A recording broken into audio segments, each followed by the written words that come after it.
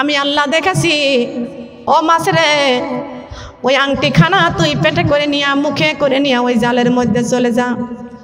মাছ আল্লাহর হুকুম শুনিয়া ওই আংটিখানা নিয়া জালের মধ্যে চলে গেছে। সবাই বলেন সুবহানাল্লাহ। মাছ আংটিখানাকে নিয়ে ওই জালের মধ্যে যখন চলে গেছে, সবচাইতে বড় মাছটাই উঠে এসেছে। এইবার ওই যে মেয়ে রাতের বেলায় স্বপ্ন দেখেছে, বড় মাছটা আংটিখানা নিয়ে উঠে আসছে। মেয়েটা বলে নাই, স্বপ্নের কথা বলে নাই, বলছে বললে ক্ষতি আছে কি আছে না? আছে না?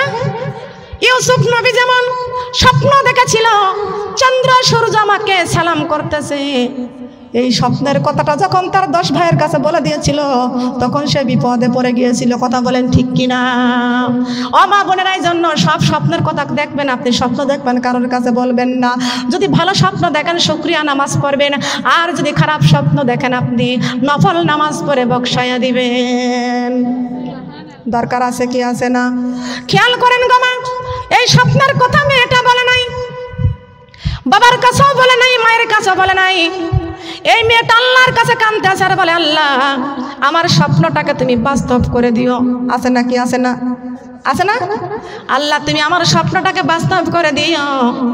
ওই মেয়েটা তখন কাঁদতেছে, আল্লাহর কাছে কাঁদতেছেন। এই মাছের মুখে যখন এই আংটিখানা যখন নিয়ে যখন চলে আসলো, এই মাছটা এখন মেয়ে দেখে বড় খুশি। বাবা এই মাছটা আজকে মাকে কুটতে দিব না, এই মাছটা আমি নিজেই কুটবো, নিজেই কাটবো মাছ। সুবহানাল্লাহ। ওই মেয়ে কি করলো? মাছটা নিজেই কুটতে গেল। মাছের পেটের মধ্যে যখন গলায় যখন পোস্টটা লাগাই দিল, সঙ্গে সঙ্গে মাছের পেট থেকে আংটিখানা বের হয়ে গেল। মেয়েটা আংটিখানা নিয়ে বাবাকে ডাক দেয়া বলতেছেন, ও বাবা, যে আংটিখানা আমাকে এঙ্গেজমেন্ট করে গিয়েছিল সেই আংটিখানা আমি ড্রয়ারের মধ্যে রাখছিলাম। বাবা গো দেখেন তো সেই রকমের একটা আংটি মাছের পেটে পাইছি। বাবা অবিকল সেই আংটি। বাবা কাছে এসে বলতেছেন, ও মা, সেই আংটির মতো অবিকল শুধু নয়, যে আংটিখানা তোমাকে এঙ্গেজমেন্ট করে গিয়েছিল ওই আংটি এইটা। কিন্তু মা তুমি শোনো, যত কথাই বলো না কেন, আমি তোমাকে বলেছি আংটিখানা যদি এনে দিতে পারো তোমাকে আমি মুসলমান হয়ে যাব। তবে মা তুমি শুনে নাও, হাজার হাজার মানুষগুলো আমার কাছে সবাই মুরিদ। আজকে যদি আমি মুসলমান হয়ে যাই এই সমাজে আমি চলতে পারবো না, বাস করতে পারবো না। ও আমার মা, ও আমার মেয়ে, আমি মুসলমান হইতে চাইছিলাম, মুসলমান হতে পারবো না। আংটিখানা মেয়ের হাতের থেকে মেয়েটাকে নিয়ে নিল। আংটিখানা নিয়ে পরে বলতেছেন, মা শোনো, এই কথা আমি বলতে পারবো না, তার কারণে আমি বলেছিলাম আংটি যখন তুমি পাইছো আমি কিন্তু মুসলমান হতে পারবো না। মুসলমান হতে নাফরমানি মানুষ করে কি করে না?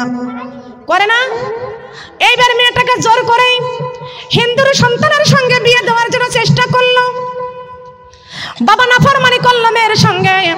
মেয়ে ডাক দেয়, কয় বাবা তুমি তো আমার সঙ্গে নাফরমানি করেছো, যে আংটিখানা তুমি নদীর পানির মধ্যে ফেলে দিয়েছিলে সেই আংটিখানা মহান আল্লাহ পাক রব্বুল আলামিন আমাকে ফেরত দিয়ে দিয়েছে।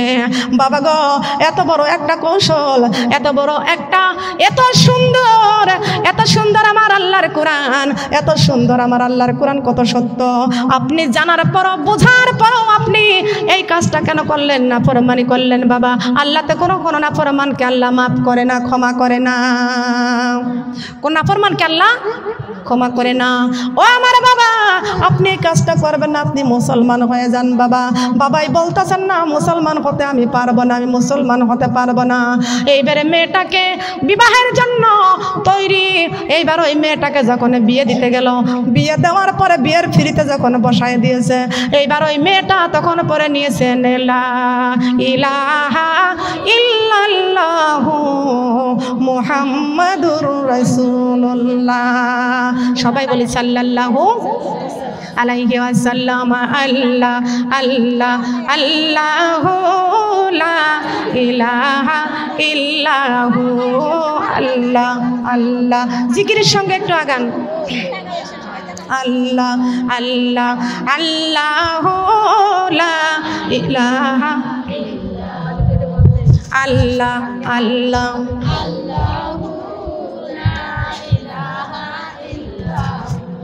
কোন বাগানের ফুল গনবিজি কোন বাগানের ফুল কোন বাগানের ফুল গনবিজি কোন বাগানের ফুল মায়া মিনার নয়নি মনি মায়া মিনার নয়নি মনি জান্নাতি বুলবুল নবীজি আল্লাহ আল্লাহ আল্লাহ লা ইলাহা ইল্লাহু আল্লাহ আল্লাহ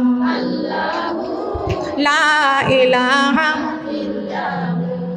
কোন বাগানের ফুল গনবিজি কোন বাগানের ফুল আবিদুল্লাহর কলিজার টুকিরা আবিদুল্লাহর কলিজার টুকিরা মুহাম্মদ রাসূল নবীজি আল্লাহ আল্লাহ আল্লাহ লা ইলাহা আল্লাহ আল্লাহ লা ইলাহা লা ইলাহা ইল্লাল্লাহু মুহাম্মাদুর সাল্লাল্লাহু আলাইহি ওয়াসাল্লাম। খেয়াল করেন, লক্ষ্য করেন, হ্যাঁ 1:24 বাজে, খেয়াল করেন, বুঝতে পারতেছেন হিন্দুর মেয়ে কি করলো আর আমরা মুসলমানের কাজটা কি, কর্মটা কি? লক্ষ্য করেন, খেয়াল করেন, আল্লাহকে কেমনে স্মরণ করতে হবে, আল্লাহর উপর কেমনে ঈমান আনতে হবে। কত বড় বিপদ থেকে আল্লাহর উপর ঈমান আনলে আল্লাহ বিপদ থেকে বাঁচাইয়া দেয় কি দেয় না? দেয় না? মেয়েটাকে বলতেছে, মেয়েটাকে জোর করে বিয়ে দিবে, মেয়ে বিয়ের পিড়িতে বসে বলতেছেন লা ইলাহা ইল্লাল্লাহু মুহাম্মাদুর রাসূলুল্লাহ সাল্লাল্লাহু আলাইহি ওয়াসাল্লাম। এইবার পাত্রপর্গে চলে গেছে, উঠে পড়েছে। যেই মেয়ে মুসলমান হয়ে গেছে ওই মেয়েটা আমাদের পক্ষে বিয়ে করা সম্ভব না, চলে গেছে। এইবার বাপ বলতেছেন ওর মতো মেয়ে আমি জবাই করে ফেলবো, আছে কি আছে না? ওর মতো মেয়ে শেষ করে ফেলবো। কি করবে চিন্তা করতেছে, নিজের মেয়েটা তো নিজেকে মারতে পারে না, জল্লাদ দিয়ে মারতে হবে। মা বলতেছে নিজের মেয়ে যদি জল্লাদ দিয়ে মারা যায় তাও তো সম্মান থাকবে না। কি করব? মেয়েটাকে কেমনে মারতে হবে? সাপুড়িয়া বিষাক্ত সাপ আনো, কেমনে কৌশল করলো? মেয়ের কাছে বলে নাই, মেয়ের কাছে বলে নাই, গোপন অবস্থায় বিষাক্ত সাপের ব্যবস্থা করলো। এই বাপ মাটির পাত্রের মধ্যে 2টা সাপ রেখে দিয়েছে। এইবার ওই পাতিলের মুখটা সুন্দর করে বাঁধছে। মেয়েকে ডাক দিয়ে বলতেছেন, মেয়ে গো, এই গ্রামের মহল্লার মানুষগুলো ডাক দেব, দাওয়াত করবো, নিমন্ত্রণ আছে, প্রত্যেকের হাতে হাতে তুমি মিষ্টি বিতরণ করবা। এই বাপ পাতিলের মধ্যে সাপ দিয়া মিষ্টির কথা মিথ্যা কথা বলিয়া পাতিলের মুখটা সুন্দর করে বান্ধিয়া মেয়ের কাছে দিয়েছে। মেয়েরে প্রত্যেকটা মানুষ দাঁড়িয়ে থাকবে আর প্রত্যেকের হাতে হাতে তুমি মিষ্টি বিতরণ করে দিবা। এই মেয়েটা তখন ওই পাতিলের মুখটা যখন সুন্দর করে এই বিসমিল্লাহ বলে পাতিলটা যখন খুলতে গেল, পাতিলটা যখন বিসমিল্লাহির রহমানির রহিম বলে যখন পাতিলটা খুলতে যায়, মহান আল্লাহ পাক রব্বুল আলামিন ডাক দিয়ে বলতেছেন, এ জিবরাইল, ও জিবরাইল, আমার গোলাম আমার উপরে ঈমান আনছে আর তার বাবাই তাকে মারার জন্য সাপ ঢুকাইছে পাতিলের মধ্যে, মিষ্টি বানাইয়া মিথ্যা কথা বলে পাতিলের মধ্যে সাপ দিয়েছে রে জিবরাইল। এ জিবরাইল, আমার বান্দি আমার উপরে ঈমান আনছে, আমি আমার কোরআন শরীফের মধ্যে ঘোষণা করে দিয়েছি, ফাযকুরুনি আযকুরুকুম ওয়াশকুরুলি ওয়ালা তাকফুরুন। এ জিবরাইল, আমার বান্দা আমাকে স্মরণ করেছে, যদি আমি আমার বান্দাকে এত বড় বিপদ থেকে না বাঁচাইতে পারি তাহলে আমার কোরআনে মিথ্যা হয়ে যাবে। জিবরাইল, আমার কোরআন মিথ্যা নয়। এ জিবরাইল, আমার কোরআন সত্য, তুমি জলদি করে বেহেশতের থেকে মিষ্টি নিয়ে যাও। সুবহানাল্লাহ বলেন। জিবরাইল রে বেহেশতের থেকে মিষ্টি নিয়ে যাইয়া আর ওই পাতিলটার ভিতরের সাপ তুমি ফেলে দাও, সাপটা ছেড়ে দাও। আর সাপটা ছেড়ে দিয়া পাতিল ভর্তি মিষ্টি দিয়া দাও। আল্লাহ পাক রব্বুল আলামিন পারে কি পারে না? ওই মেয়েটা বিসমিল্লাহির রহমানির রহিম বলে পাতিলের মুখটা যখন খুলেছে, এই পাতিল খুলে দেখতে পাইছে পাতিলের মধ্যে সুন্দর মিষ্টি। আর মিষ্টির এমন সুন্দর চেহারা, দুনিয়ার কোনো এই ঝিনাইদার মার্কেটে কোনো মিষ্টি পাওয়া যাবে না। এমন মিষ্টি কুষ্টিয়া নাই, এমন মিষ্টি ঝিনাইদাতে নাই, এমন মিষ্টি আমি ঢাকা যাই ঢাকাতে নাই, এমন মিষ্টি আমি ভারতেও গিয়েছি ভারতেও নাই, এমন মিষ্টি চট্টগ্রামে নাই, এমন মিষ্টি ফরিদপুরে নাই, এমন মিষ্টি বাংলাদেশের কোনো মিষ্টির ঘরে নাই, মিষ্টির দোকানে নাই, যেমন মিষ্টি আল্লাহর জান্নাতে আছে। আছে কিনা বলেন? আছে কিনা? মেয়ে এবার মিষ্টির দিকে তাকায় দেখতে পাচ্ছে মিষ্টি দিয়া যেন নূর চমকাইতেছে। আর সেই মিষ্টি একটা একটা করে তার মেয়েটা প্রত্যেকের হাতে বিতরণ করতেছে। দূর থেকে মা বাবা দেখতে পাইছে, আহারে আমার মেয়েটা দেখতে পাচ্ছি মিষ্টি প্রত্যেকের হাতে হাতে মিষ্টি বিতরণ করতেছে। বাবা দৌড়ে এসেছে মেয়ের কাছে, ও মেয়ে এই মিষ্টি তুমি কোথায় পাইলা? মেয়ে কিন্তু জানে না আমার বাবা আমাকে মারার জন্য পাতিলের মধ্যে সাপ দিয়েছে। মেয়ে ডাক দিয়ে বলতেছেন, বাবা আপনিই তো পাতিলে মিষ্টি দিয়েছেন, সেই মিষ্টি তো তাদেরকে দিতেছি। তবে বাবা গো আমি জানতে চাই বাবা, বাংলাদেশের পৃথিবীর কোনো জমিনে এমন মিষ্টি তো আজ পর্যন্ত কোনোদিন দেখি নাই, কোনোদিন তেমন মিষ্টি দেখি নাই। বাবা কোন মার্কেট থেকে আপনি এই মিষ্টি দিয়েছেন? সুবহানাল্লাহ বলেন। বাবা কোন দোকানের মিষ্টি? ও বাবা এত সুন্দর মিষ্টি আপনি কোথায় পাইছেন? এবার তাকায় দেখে বাবা চোখের পানি ছেড়ে ছেড়ে কাঁদতেছেন। বাবা গো এত সুন্দর মিষ্টি কোন মার্কেট থেকে আনছেন, কোন দোকান থেকে আনছেন বাবা? ও বাবা এত সুন্দর মিষ্টি তো আমি কোনোদিনও দেখি নাই। বাবা গো কান্দেন কেন? মিষ্টি কোন দোকানের মিষ্টি আমার কাছে একটু বলে দেন। বাবা ডাক দিয়ে কয়, ও মা আমি কোনো দোকান থেকে মিষ্টি আনি নাই, তুমি যে আল্লাহর উপর ঈমান আনছো, কোরআনের উপর ঈমান আনছো মা, আমি তোমার উপর অনেক নির্যাতন করেছি, এই পাতিলের মধ্যে মিষ্টি দিই নাই, আমি সাপ দিয়েছি। ও মা এই পাতিলের মধ্যে আমি সাপ দিয়েছিলাম তোমারে দংশন করার জন্য, তোমারে মারার জন্য। মা গো আমি এখন পর্যন্ত বুঝতে পারলাম আল্লাহর কোরআন সত্য, আল্লাহর ধর্ম ছাড়া পৃথিবীতে কোনো ধর্ম নাই। এখানে কি করতেছো? সরো এখান থেকে, সরো, ওঠো। গান শুরু করেছে পিছনে, লক্ষ্য করেন, খেয়াল করে শুনেন।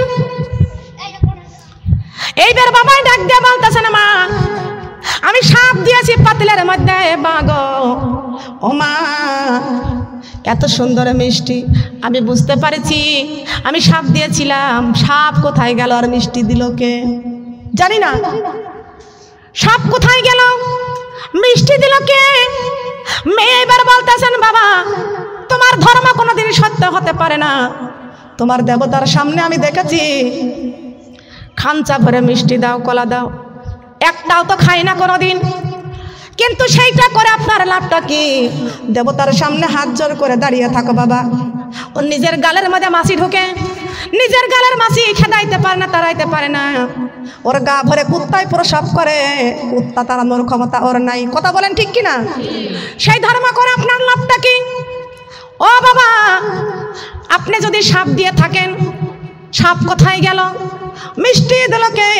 বাবা গো আমার আল্লাহর কোরআন সত্য, নিশ্চয় আপনি সাপ দিয়ে আমাকে মারার জন্য এই সাপ দিয়েছিলেন, আমার আল্লাহ সাপটাকে তারাইয়া মিষ্টি দিয়েছেন। আল্লাহ ছাড়া পৃথিবীতে আর কোনো মাবুদ বলেন আছে নাকি? বলেন আল্লাহ ছাড়া মাবুদ পৃথিবীতে কেউ আছে? কেউ নাই। বলেন না সুবহানাল্লাহ। লক্ষ্য করেন, খেয়াল করে শুনেন, আল্লাহ ছাড়া কোনো মাবুদ আছে? আছে নাকি? বলেন সেজদা করবো কাকে? এবার ওই বাপ ডাক দিয়ে বলতেছেন, মেরে যেই মিষ্টি আমার আল্লাহ পাক রব্বুল আমিন দিয়েছেন, আমি আর ওই হিন্দু ধর্ম পালন করতে চাই না, আমি একমাত্র পড়ে নিব লা ইলাহা ইল্লাল্লাহু মুহাম্মাদুর রাসূলুল্লাহ। আল্লাহ তোমার লীলা খেলা কেউ বোঝে কেউ বোঝে না, মাবুদ তোমার লীলা খেলা কেউ বোঝে কেউ বোঝে না। তুমি কাউকে রাখো দশিতালাতে আল্লাহ, কাউকে রাখো গাছিতালাই। তুমি কাউকে রাখো দশিতালাতে আল্লাহ, কাউকে রাখো গাছিতালাই। আল্লাহ তোমার লীলা খেলা কেউ বোঝে কেউ বোঝে না, মাবুদ তোমার লীলা খেলা যে জনে তোমার কোরআন পড়ে আল্লাহ তাকে দিও সান্ত্বনা।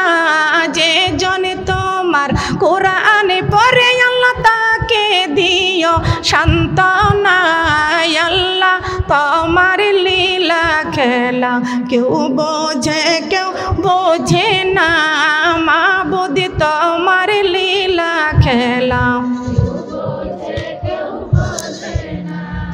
ইব্রাহিম তোমার নামে ছিল, নমরুদে আগুনে ফেলল, আগুন হইল ফুলের বাগান, পশম কেন পুরিল না। আগুন হইল ফুলের বাগান, পশম কেন পুরিল না। আল্লাহ তোমার লীলা খেলা কেউ বোঝে কেউ বোঝে না, মাবুদ তোমার লীলা খেলা। মূসা তোমার নবী ছিল, তোর পাহাড়ে কথা বলতো। মূসা তোমার নবী ছিল, তোর পাহাড়ে কথা বলতো। তোমার নূরে পাহাড় পুরিল, মূসা তবু পুরে নাই। আল্লাহ তোমার লীলা খেলা কেউ বোঝে কেউ বোঝে না, মাবুদ তোমার লীলা খেলা যে জনে তোমায় সেজদা করে আল্লাহ তাকে দিও সান্ত্বনা। যে জনে তোমায় সেজদা করে আল্লাহ তাকে দিও সান্ত্বনা। আল্লাহ তোমার লীলা খেলা। সুবহানাল্লাহ বলেন। যেই ব্যক্তি বোঝে ওই ব্যক্তি আল্লাহর কোরআনের রাস্তা খোঁজে, যেই ব্যক্তি বোঝে না সেই ব্যক্তি খোঁজে না। বলেন খোঁজে কি? যেই ব্যক্তি বোঝে ওই ব্যক্তি খোঁজে, যেই ব্যক্তি বোঝে ওই ব্যক্তি আল্লাহর কোরআনের রাস্তা খোঁজে, যেই ব্যক্তি বোঝে না ওই ব্যক্তি কোরআনের রাস্তা খোঁজে না। সুবহানাল্লাহ বলেন। আমার মা বোনরা কান লাগান, খেয়াল করে শুনুন, লক্ষ্য করেন। আল্লাহর নবীর কাছে মহিলা সাহাবী যা বলতেছেন, ইয়া রাসূলুল্লাহ, ইয়া হাবিবাল্লাহ, আপনার ফাতেমার সাথে আমি একটু কথা বলতে চাই, দেখা করতে চাই। আল্লাহর নবী বলেছেন, ও মহিলা সাহাবী, তুমি যাও আমার ফাতেমার সঙ্গে দেখা করে আসো। যাও যাও, তুমি আমার ফাতেমার বাড়িতে যাও। ফাতেমার বাড়িতে মহিলা সাহাবী গেলেন। যাওয়ার পরে দেখতে পাইছেন ফাতেমার ঘরে দরজা লাগানো। ফাতেমার ঘরে আমল নিয়ে যান, আমল নিয়ে যান। আমল করার দরকার আছে কি না? আছে না? খেয়াল করেন। তুমি যাও, যাও আমার ফাতেমার বাড়িতে যাও, দেখা করবা, কথা বলবা, যাও, অনুমতি দিলাম। ওই মহিলা সাহাবী ফাতেমার ঘরের দরজায় এসে ফাতেমাকে ডাকতেছে, ফাতেমা গো, ও হাসাইন হুসাইনের মা, ঘরে কি আছো? দরজাটা খোলো। ভিতর থেকে জবাব আসে না, কোথাও বলে না। দরজা দিয়ে একটু উঁকি দিয়ে দেখতে পাইছে ফাতেমার জাতাটা ঘুরতেছে, জাতার পাশে ফাতেমা শুয়ে আছে। ফাতেমা ঘুম কিভাবে আছে? ঘুমের মধ্যে আছে। কেমন শিক্ষা, কথা বলেন ঠিক কিনা? কি শিক্ষা আমাদেরকে নিতে হবে? আল্লাহর নবীর মহিলা সাহাবী দেখতে পাইছে ফাতেমা জাতার পাশে শুয়ে আছে, জাতাটা এমনি এমনি ঘুরতেছে, কারোর ঘোরানো লাগছে, এমনি এমনি জাতাটা ঘুরতেছে, হুসাইনের দোলনাটা দুলতেছে, আর ফাতেমার ঘরের মধ্যে জিকির উঠতেছেন। সুবহানাল্লাহ বলেন। জিকিরের আওয়াজ, কিসের আওয়াজ? ফাতেমা জাতা ঘুরাইতো আর সুন্দর করে গুনগুন করে জিকির করতেন। সুবহানাল্লাহ বলেন। আল্লাহর নবীর কলেজার টুকরা মেয়ে ফাতেমা জাহরা রাদিয়াল্লাহু তাআলা আনহা ঘর ঝাড়ু দিতেন, জিকির করতেন। সুবহানাল্লাহ। রান্না করতেন, বসে বসে জিকির করতেন। সুবহানাল্লাহ বলেন। সার্বক্ষণ জিকির করবে, কার জিকির চলবে? মা আয়েশা রাদিয়াল্লাহু তাআলা আনহা দোলনায় দলন্ত অবস্থায় দোল খাইতো আর জিকির করতো কার? আল্লাহর নবীর ঘরে যখন আসতেন রুটি তৈরি করতেন আর জিকির করতেন কার? মা আয়েশা রাদিয়াল্লাহু তাআলা আনহা ঘর ঝাড়ু দিতেন, জিকির করতেন কার? যেই কাজটা করতেন দুই হাতে কাজ করতেন আর জবান দিয়ে আল্লাহর জিকির করতেন। বলেন সুবহানাল্লাহ। খেয়াল করেন, লক্ষ্য করেন, মা ফাতেমা জাহরা রাদিয়াল্লাহু আনহা যত টাইম এমনি ঘুরতেছে, ইমাম হুসাইনের দোলনাটা দুলতেছে, ঘরের মধ্যে কোনো লোক নাই, জন নাই, আর জিকিরের আওয়াজ উঠতেছে, সুন্দর গুনগুন গুনগুন করে জিকিরের আওয়াজ উঠতেছে। বলেন সুবহানাল্লাহ। এমনটা শুনিয়া এই বিশ্ব নবীর মহিলা সাহাবী আর ডাকলেন না, ডাকে ডাকে যখন আর পান নাই ফেরত চলে গেছেন আল্লাহর নবীর কাছে। ইয়া রাসূলুল্লাহ, ইয়া হাবিবাল্লাহ, আপনার নবীর কাছে সংবাদ নিয়ে গেছে। কার কাছে? কার কাছে? এই মহিলা সাহাবী আল্লাহর নবীর কাছে পৌঁছানোর আগে জিবরাইল আমিন যায় আল্লাহর নবীকে বলেছেন, ইয়া রাসূলুল্লাহ, ইয়া হাবিবাল্লাহ, আপনার ওই মহিলা সাহাবী আজকে ফাতেমার দরজায় যায় ফাতেমারে ডাক দিয়া পাই নাই, ফাতেমা ঘুমাইয়া আছে, ডাক দিয়া পাই নাই। কেন পাই নাই? ফাতেমার ঘরের মধ্যে যায় ওই যে মহিলা জানালা দিয়ে দরজা দিয়ে উকি দিয়ে দেখতে পাইছে, একটা দেখতে পাইছে ফাতেমা শুয়ে ঘুমাইয়া আছে, আর একটা দেখতে পাইছে ফাতেমার ওই জাতাটা এমনি এমনি ঘুরতেছে, ইমাম হুসাইনের দোলনাটা দুলতেছে। তিনটা ইতিহাস দেখে এসেছেন, তিনটা ইতিহাস দেখে আসছে। আপনি বলে দিবেন, আপনার সাহাবীর কাছে বলে দিবেন। নবীর সাহাবী যা বলতেছেন, ইয়া রাসূলুল্লাহ, ইয়া হাবিবাল্লাহ, আপনি তো বলেছেন আমার ফাতেমা কোনোদিন দিনের বেলায় ঘুমাই না। কেন ঘুমাই নাই? সারা রাত জেগে জেগে আল্লাহর ইবাদত বন্দেগী করে, তাহাজ্জুদ করে, কুরআন তেলাওয়াত করে, আর দিনের বেলায় আমার জামাই আলী যতটুকু কাজ করে করে জব সংগ্রহ করে, এই জব জাতার মধ্যে পিষিয়া সেইটা ময়দা বানায়, ওই কাজটা করতে করতে ফাতেমার দিন শেষ হয়ে যায়। ফাতেমা ঘুমাইতে পারে না।